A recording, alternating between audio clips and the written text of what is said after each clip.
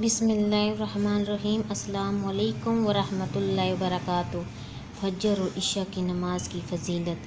ابو ہریرہ سے روایت ہے کہ نبی کریم صلی اللہ علیہ وسلم نے ارشاد فرمایا کہ منافقوں پر فجر اور عشاء کی نماز سے زیادہ اور کوئی نماز باری نہیں۔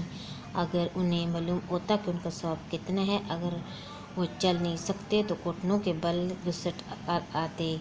نماز فجر کی 2 سنتوں کی فضیلت کے بارے میں نبی اکرم صلی اللہ علیہ وسلم نے فرمایا، فجر کی 2 رکعت نماز سنت دنیا اور دنیا کی تمام تر چیزوں سے بہتر ہے۔